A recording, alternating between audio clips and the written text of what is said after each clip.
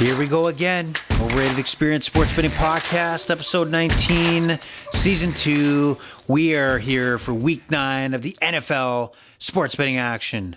Welcome back for those who are regular listeners. I thank you for joining us every week, every episode, showing your support across the world, whether it be locally here in Ontario or across Canada or across the United States and the rest of the world. Some parts of Australia, parts of Europe, parts of everywhere across the world. You're welcome to listen in. If you're a first-time listener to the Overrated Experience Sports Betting Podcast, we are a sports betting podcast that dabbles into talk about sports news, sports wagering. Also, it's keep in mind, this is my journey, my buddy's journey, friend's journey, family's journey in the world of sports gambling, sports in general. And this is our thoughts and opinions. Please bet at your own risk, and I'm not encouraging you to get out there and drop the farm on a bet that I've put out here today. So I will leave that to your discretion, but play safe out there. And by all means, I am not directing you to get to your sports book and unload on picks that I'm providing. Believe me, based on some of the teasers and parlays that hurt me in the pocketbook on this weekend, which I'll go through, I'm not your regular source. I'm here for entertainment and entertainment only, and I hope I'm doing that. So for those, again, join us for the first time, you'll notice that we're focused on the NFL, as the NFL is the king of betting, sports wagering this time of year. We do not just talk football, but this time of the year we do. So watch out for podcasts related to different sports, hockey, baseball, soccer, whatever floats my boat and what I want to talk about when it comes to sports. But football, NFL football is what we focus on here and now. So let's get into it. If you're going to follow us on social media, please make it Twitter or X, whatever you want to call it. Overrated, EXPER2. It's on the podcast information that you're listening to right now from your podcast provider. Join us, follow us. Let me know that you're following me because of the podcast. Drop me a note, drop me a message. We want to get your picks, get you out there, part of the community. We're trying to grow this thing. It's small now, but let's make it grow. This is for us, trying to get have some fun, put some money in our pocket, and learn along the way. Also, you can follow us on Instagram and Facebook, Overrated Experience. You can find us. All right, now we're going to kick it off. We're going to talk about some of the stories that came out of week 9, or what week are we in? Week 9 in the NFL over the weekend. Now, this is where I hate, when I look back and some of the ways the weekend went for my betting, and I'm going to go beyond just the world of football. So when I talk on Tuesdays, obviously I'm giving my picks for every game that's on the slate for the spread. But then there's also other sports out there that you're betting on throughout the week. And man, there's weeks where things do not go your way. And guess what? This week was not my way. I don't think I won a soccer game at all. I've been heavily betting on soccer. I think it was 0 for 11 on soccer. I bet a game, usually a same game parlay where I have, a number of goals and then corners, or a number of goals and shots on target. And it just seemed everything went the opposite. One game would have no goals, but it'd have like 1 million corners. And another game, it would have 1 million corners, but no goals. It just didn't make sense. I could have flipped the coin and done a lot better and probably had a higher winning percentage than I did this weekend. And the painful part about the Sunday action was I was looking, I'm going to take a run at some teasers. I'm going to take a look at some parlays and try to go hard on it.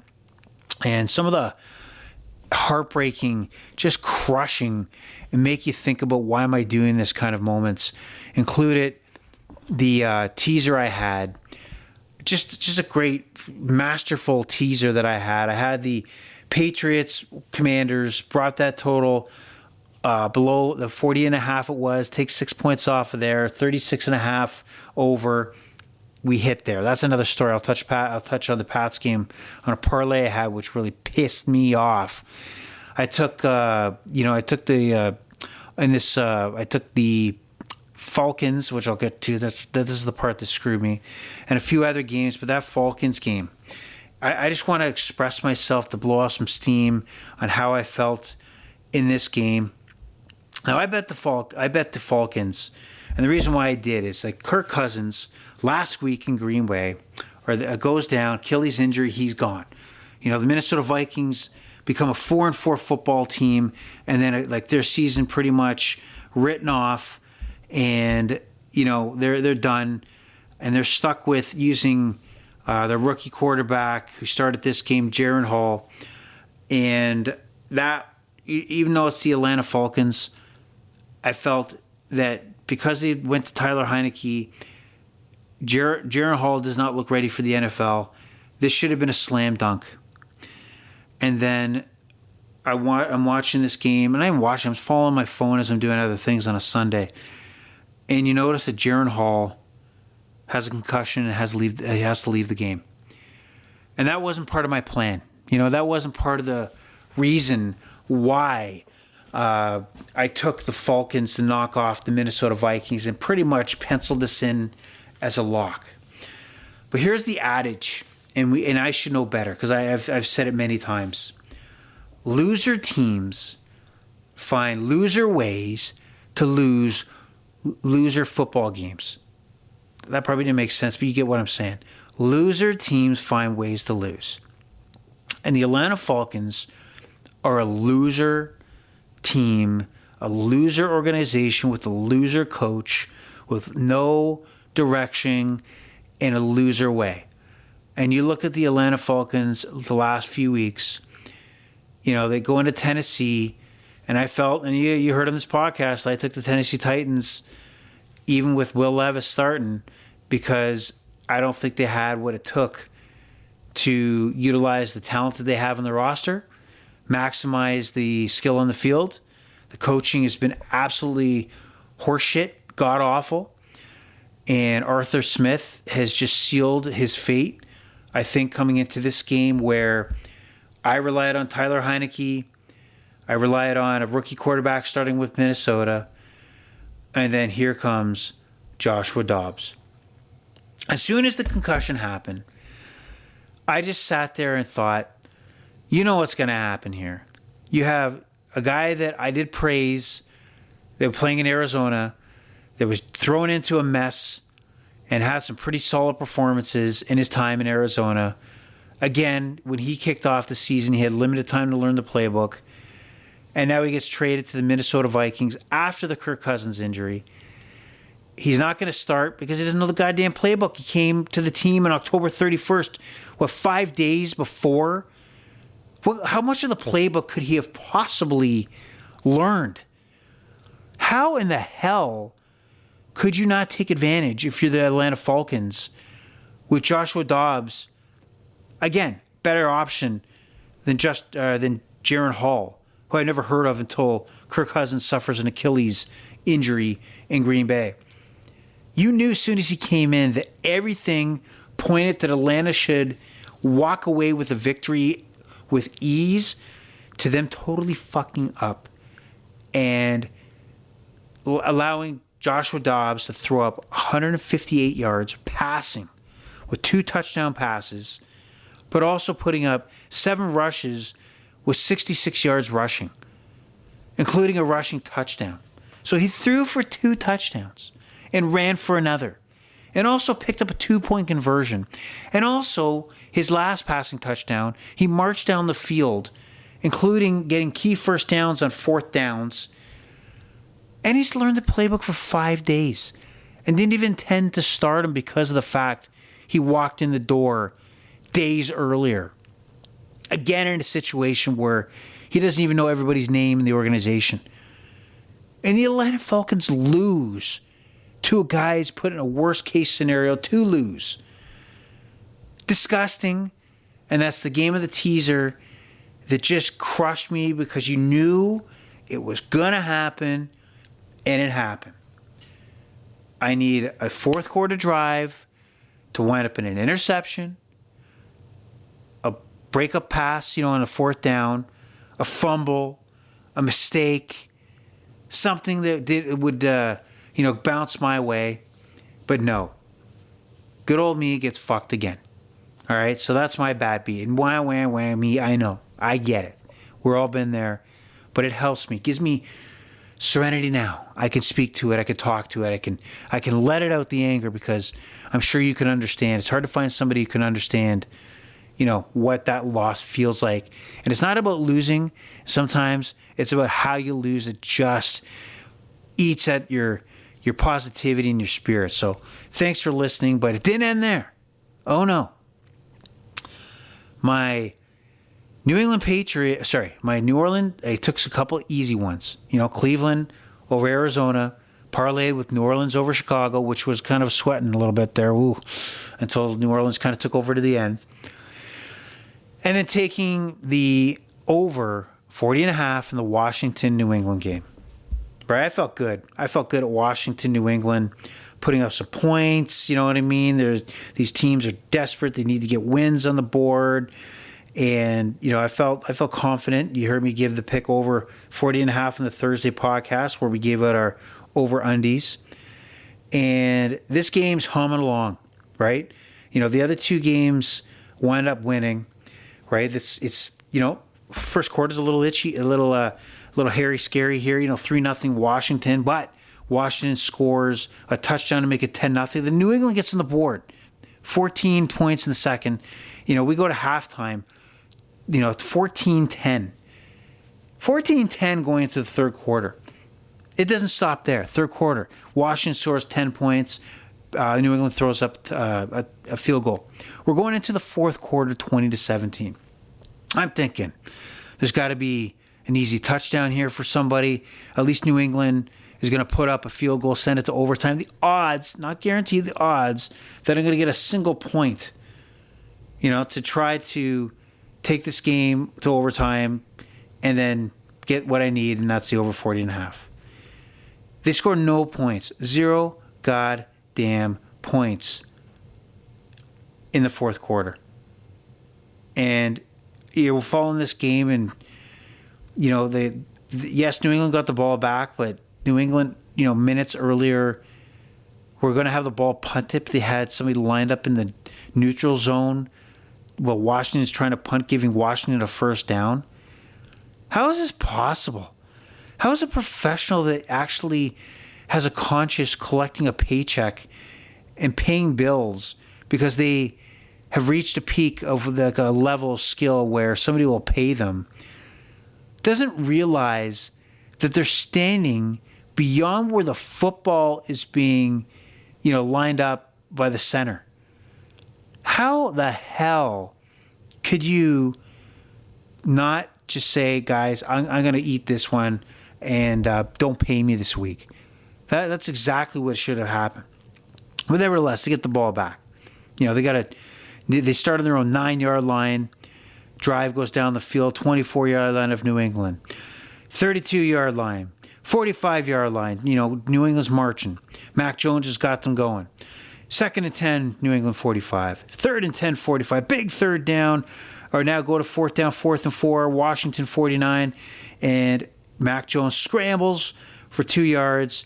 Mac Jones short completed pass for Schuster for 6 yards. Gets a first down. We're rolling here on 4th down. And, 1st and 10 on the Washington 43, 2-yard game.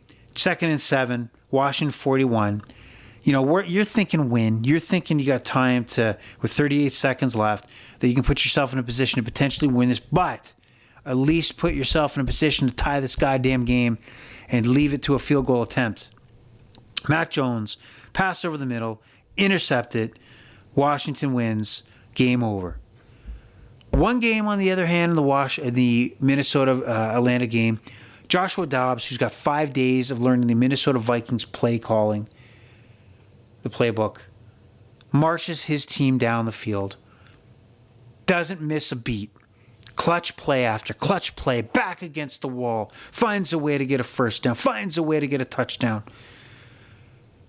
I go into a game where I need the absolute opposite, and Mac Jones gets picked off. I know the ball was deflected by the receiver, but how could two situations go completely the opposite of what I needed? I know the odds are not erroneous, but why me? Have you ever said that before? Why me? So that's kind of where my head's at coming into this week.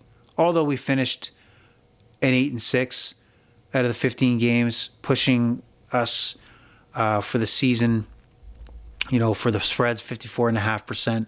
Not bad. But when you're looking at some of these teasers and parlays, which are hard to win, by the way, and maybe a sucker's bet, but crushing. And speaking of New England, big story coming out today.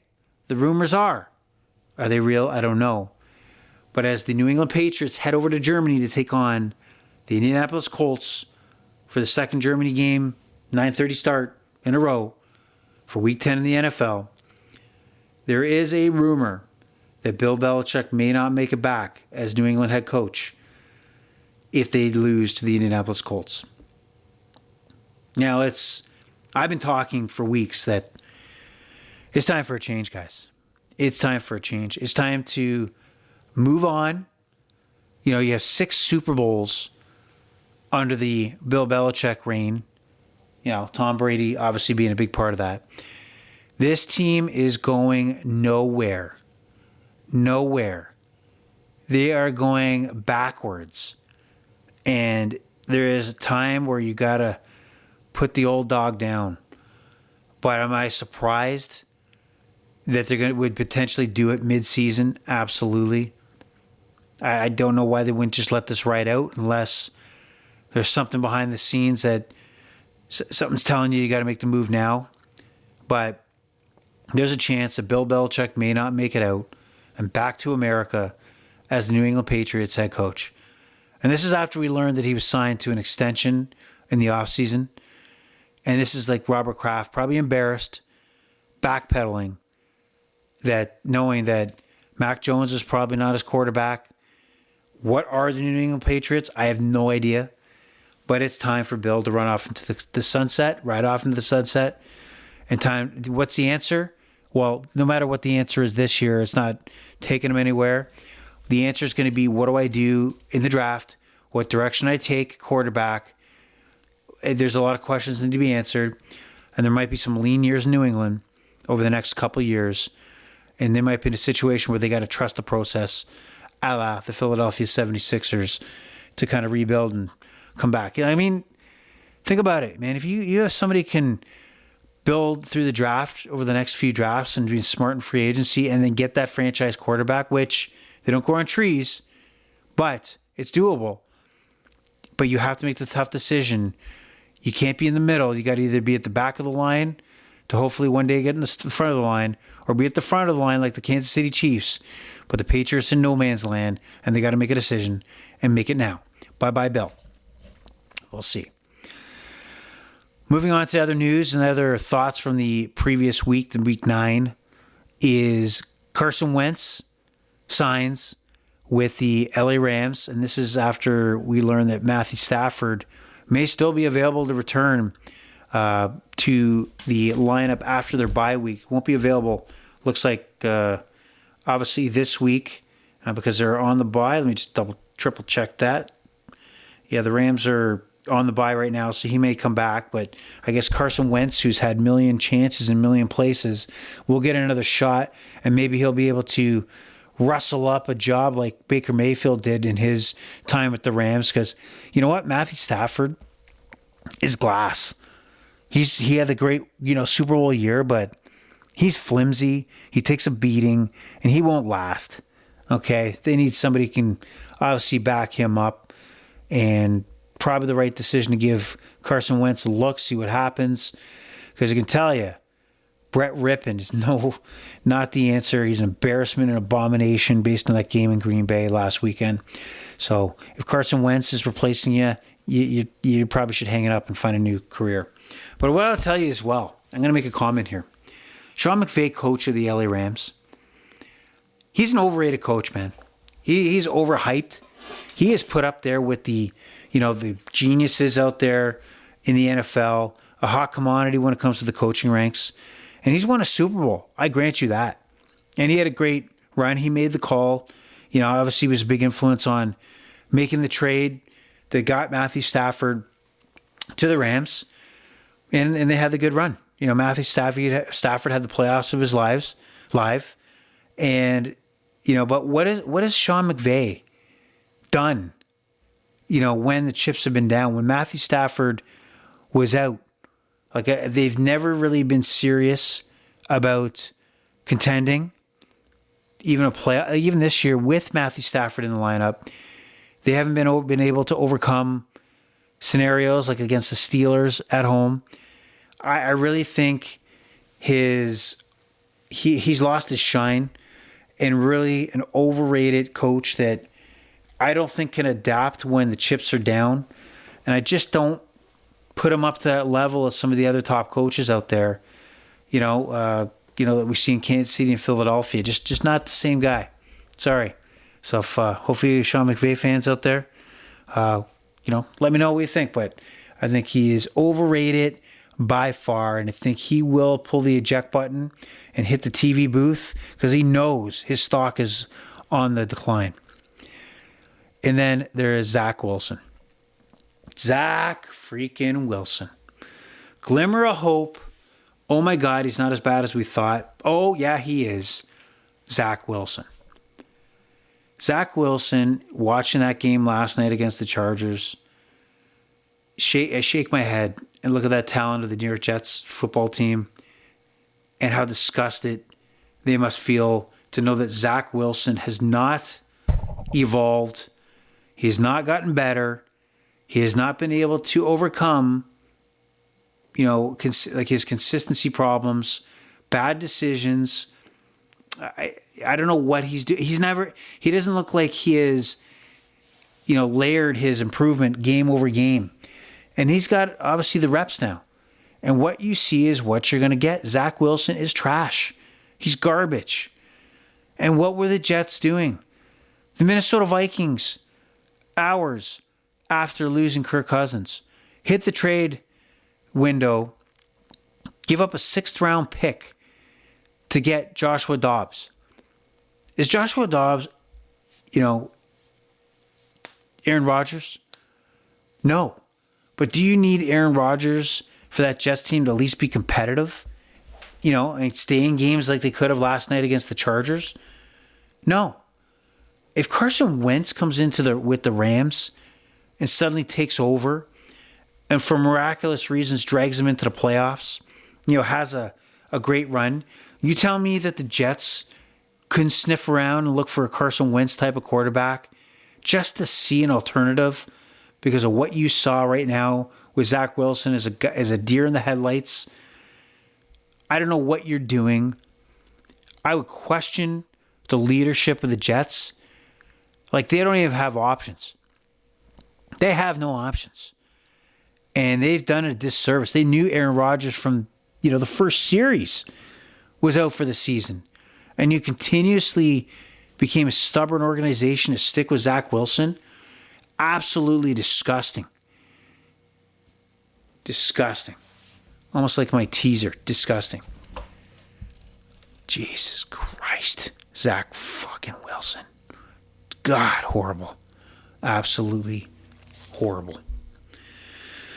Well, speaking of horrible, we're going to move on.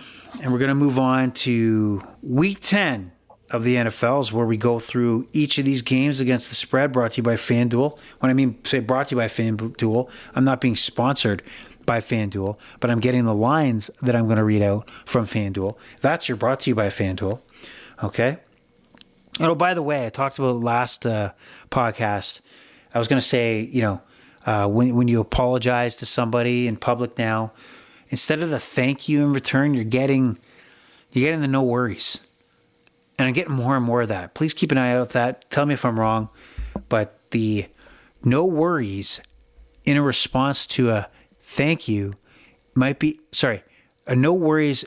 The no worries may be outweighing your welcomes in today's society. And if that is the case, I might be old. Okay, stay tuned. You'll find out if I'm old in the oncoming weeks. So going into week 10, we got the worst goddamn matchup you can think of for a Thursday night football. Carolina, Chicago, two trash teams. Carolina sucks terribly. Chicago owns their first round pick because of the Bryce Young trade. Chicago's a 3.5 point favorite. We're not going to spend any time on this. I got to believe from what I see, because Chicago's at home and Bayesian's starting again, it looks like they'll probably cover that spread 3.5. I'm not going to waste my time. I'll take Chicago, but I'm not going to spend any more time I need to on that game. We have another 9:30. Indy taking on New England. Indianapolis is a 1.5-point favorite in Germany. Now, honestly, what in the hell? That's my British accent. No German. I think I should have done that instead. What makes us think that Indy can't cover 1.5? Really? New England's bringing zero to the table. Absolute zero. So this is a no-brainer to me that Indianapolis is your play here. No question. There's no debate. There's no point in discussing it further. Like I said, a loss here may cause Bill Belichick to be history in New England. We'll see about that. Interesting matchup. 1 p.m. Kicking us off. Baltimore hosts the Cleveland Browns. The Cleveland Browns, who are 6-point underdogs. Baltimore right now has gone on a run where people are liking Baltimore as their Super Bowl pick. I'm going to say pump the brakes a little bit here. Baltimore always has that shine on them at periods of time throughout the year where you want to believe that they are that Super Bowl team. And right now they're playing like it. Right? They're playing like it. Crushed Detroit a few weeks back. Crushed the Seattle Seahawks this week at home. And now host the Cleveland Browns. Well, Cleveland has Deshaun Watson back, and he kind of looked pretty good. He looked pretty good out there. Where's my? I want to see the stats on here. So Deshaun Watson, I know it's against Arizona, and they're absolutely putrid. But the Cleveland Browns, Deshaun Watson had 219 yards, 2 touchdown passes, 22 yards rushing. Looks solid. This is a divisional matchup. Cleveland's got a lights-out defense. Myles Garrett. They've played each other so many times over the years, and Stefanski, Cleveland coach, has seen them over the seasons that he's been coach. I think 6 points is way too much here. I think Cleveland's going to keep this game close. All right? I think Deshaun Watson's going to probably even look better than he did last week. And don't sleep on Cleveland even winning this game. Surprise, surprise, you Super Bowl contender wannabe Baltimore Ravens. But my play here is that Cleveland covers this point spread. Myles Garrett and D have a big day and slow down, not completely shut down, but slow down Lamar Jackson and that offense. Moving on to Green Bay, visits Pittsburgh. Green Bay, yes, had a win against the Rams at home. Love is still terrible. They can't score points despite scoring 20 against the Rams. They missed opportunity after opportunity. Steelers are a 3-point favorite here. And for some reason, despite Kenny Pickett, they find a way to win like we watched against Tennessee. The whole story was Will Levis in that game against Pittsburgh, even though Pittsburgh won by 4. It's the same storyline here. Pittsburgh's going to win. They're going to win ugly. They're going to win because of a field position, a couple key defensive plays. Kenny Pickett will wake up and make a couple big throws. The running game for the Steelers will probably carry the load. It's the same blueprint. Winner, chicken dinner. Pittsburgh Steelers cover the 3 points. Interesting matchup. Houston and C.J. Stroud had a wild, wild game. Wow, he had such a giant game last week. He's obviously right now second overall pick, but top quarterback taken last year according to how we're performing this year. Big win over Tampa Bay at 39-37. And the numbers on C.J. Stroud were outstanding. 30 for 42 in the passing game. 470 yards with 5 touchdown passes. That is absolutely wild. But you're going into Cincinnati, C.J.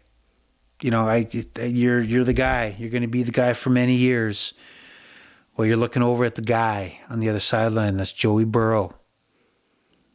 Joey freaking Burrow. The Cincinnati Bengals, again, start off slow, but now we're just tearing it up. Took the Bills to school, coming off a win over the 49ers a week before that.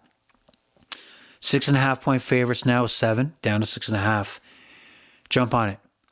That 7 was kind of iffy, down to 6.5. Jump on it now. The Cincinnati Bengals are not the Tampa Bay Buccaneers.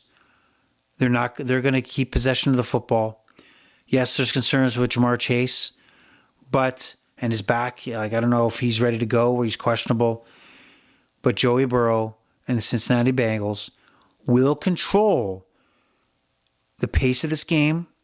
They'll control the scoreboard, causing C.J. Stroud having to make plays that get away from the run game and put the ball in the air.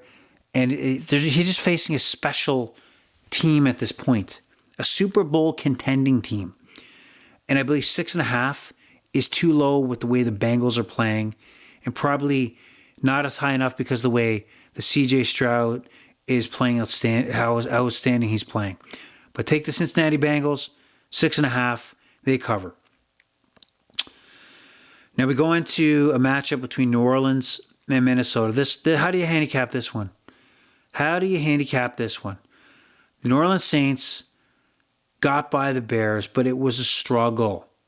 I thought the Bears' offense would not move the ball against New Orleans, but they did. They put up points. They put up yards. And they're 2.5 point favorite going to Minnesota. They're on a roll. 5 straight on a run. Give another week where Joshua Dobbs will learn the playbook. So this is a contested pick, and I'm going to take New Orleans to cover the 2.5 because it's a field goal, difference here. I got to believe that Minnesota, man, I'm going to regret this one. But I'll take New Orleans. Joshua Dobbs, this might be his season. This might be the story of Joshua Dobbs in 2023-24 in the NFL season. But I got to believe the New Orleans Saints have enough to get by. San Francisco, off a bye week, head into Jacksonville. Chase Young, new 49er, coming from Washington. Another weapon. I mean, the 49ers used the trade deadline like no others. Picking up Christian McCaffrey last year for a bunch of draft picks. Man, they're all in. When they say they're in, right? They don't hold back. If a move needs to be made, they'll make it. They'll go get the guy they want, the player they think is going to be effective and a game changer. And they go into a game on Sunday as a 3-point favorite. Of Jacksonville teams look really, really good. Trevor Lawrence has looked great. There's no question. With the 49ers, 3 straight losses. They got to get back on track, right? Brock Purdy, a little breather here. A week off. 49ers are going to come back fresh. Chase Young maybe steps up. Bosa's got to step up. And I got to believe the San Francisco 49ers will be a little too much for the Jacksonville Jaguars coming in on Sunday. Will it be a game? You're goddamn right it's going to be a game. This game will go down, to the late third quarter before the 49ers pull away. I think 3 points is too low. And if it does drop even to 2.5, that's where you got to I'm going to joke here. I'm going to put, quote unquote, hit the loan shark up because you're going to get that payback before the VIG comes in. So I say that with jokingly and do not recommend borrowing money for anything that's said on this podcast. Believe me. But if that 3 points turns to 2.5 and jump on the 49ers, I think it's their time to, get back on track. 4 o'clock games. Tennessee heads into Tampa Bay. Will Levis named now starting quarterback for the Tennessee Titans, and that's a no-brainer. The Tampa Bay Buccaneers are going nowhere. They started off with a decent start to the season, but have looked mediocre at best. And why not ride the Tennessee bandwagon? And you also have Mike Vrabel now, I think, can use his coaching chops with a few options in offense. Actually has a decent quarterback. And I want to see it continue for Mr. Levis or Mr. Levi Jeans. And we got maybe We got Tannehill backing up, and that's where he should be at this point in his career. Tennessee's going to go nowhere with him. You got to go all in with the rookie. So I will take Tennessee, and they'll be plus money, and but I'll take the 1.5 since it's a spread show. Tennessee all the way. Atlanta makes me sick. I want to throw up my mouth like when I see Atlanta on the board here. In Arizona, Kyler Murray makes his return. Arizona is actually a favorite. I hate Atlanta, so I'm going to go with Kyler Murray. Kyler Murray, they held him out one more week. Clayton Tune, absolute trash performance last week in their loss against Cleveland. Kyler Murray, we don't know what the direction is with the Arizona Cardinals. If they wind up with the worst record, are they really not going to draft Caleb Williams out of USC? Do you really think so? The next generational quarterback? Or do they trade that pick for a load of players to surround Kyler Murray or surround that defense to take him to the next level? I guess, Kyler Murray's got, 7 games to prove himself, 7-8 games to kind of make up their mind of where they're going to take this franchise. So I'll take Arizona 1.5. Minus 1.5. Giants, Daniel Jones done. Tyrod Taylor not playing. DeVito, they're 16.5 point underdogs heading into Dallas. Dallas coming off a loss in Philadelphia. Dallas beats up on weak teams. How are the Giants going to score points? I'm really going to take the Dallas Cowboys at 16.5 because the Giants, I can't see them getting a touchdown. It's not happening. Let's go with Dallas, 16.5. Washington, off a big win in New England, taking on Seattle. Why is Seattle a 6-point favorite? Seattle is just, that stock is going down, right? They got talent. I had faith in Geno Smith, but he's panicking out there. He's making bad decisions. He's forcing the play. I can't see Seattle being a 6-point favorite over anybody. They may win this game, but don't give me 6 points. Seattle hasn't earned a 6-point spread against anybody in the NFL, even despite playing at home. So give me Washington to cover that 6 points. Hang in there, at least to cover the spread. Big matchup, interesting matchup. We also have the Detroit Lions heading into LA, SoFi Stadium, take on the Chargers. Chargers coming off a win last night, Monday Night Football. Detroit's the 2.5 point favorite, but should they? Should they be the 2.5 point favorite here? It's an interesting matchup coming off a big win against Vegas on the Monday night and then having their bye week. Chargers playing on a short week. I'm going to go with the Chargers at home. I think they're starting to get in a groove. I think the pass rush for the Chargers is going to start to get going. Khalil Mack, Nick Bosa. Why not? Nick Bosa or Joey Bosa? One of the Bosas, whatever. One of the big guys with a lot of steroids. Detroit, they're still proving. I like where they're going. I like Dan Campbell. I think they'll make some noise, but they haven't proven anything yet. And I don't think them being a favorite on the road after what happened in Baltimore, the last road experience. Sorry, I'm going to take the Chargers. Now, what a Sunday nighter we have. The New York Jets, a 1.5 point favorite heading to Vegas. Let's think about this a bit. We just talked about the absolute disaster that is Zach Wilson. And then you add into that against the Chargers, giving up a punt return for a touchdown, and then fumbles and turnovers and flags and, not allowing your defense to get any rest. Why is it going to change in Las Vegas on Sunday night? Vegas at least has some hope after the coaching change, right? Fire McDaniels. Looks like that was what they needed. Aiden O'Connell, solid performance, again, against the Giants. Threw for over 209 yards. Interesting. Devontae Adams only had 34 yards. It wasn't later until the game when they started targeting him. Don't know why.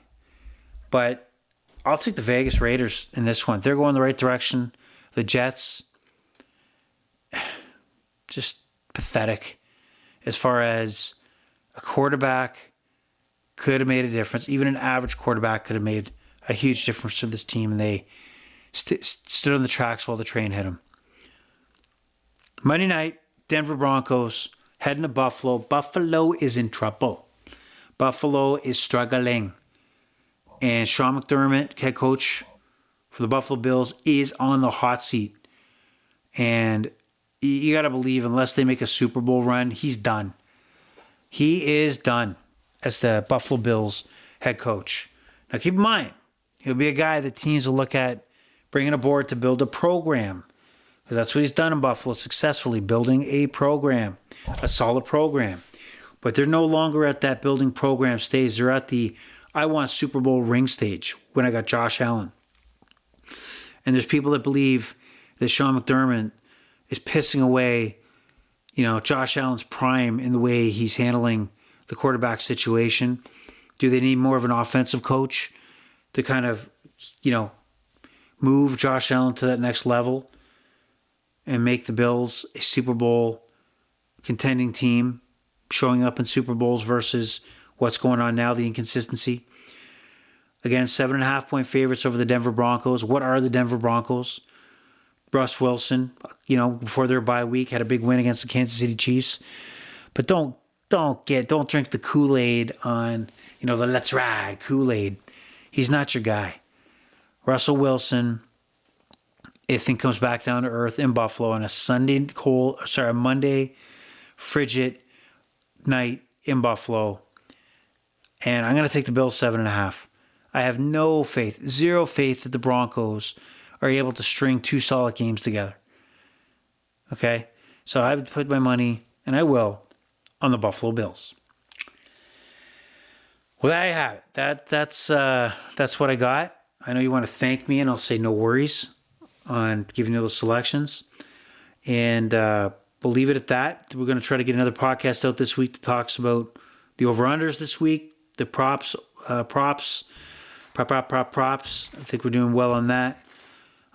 So keep listening. Pass the word along.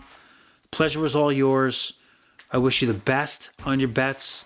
Stay safe out there financially. And join the, like I said, Overrated EXPR2 Experience, Overrated Experience on Twitter. We'll talk again. Thanks for joining. Have a good night and best of luck. Bye-bye.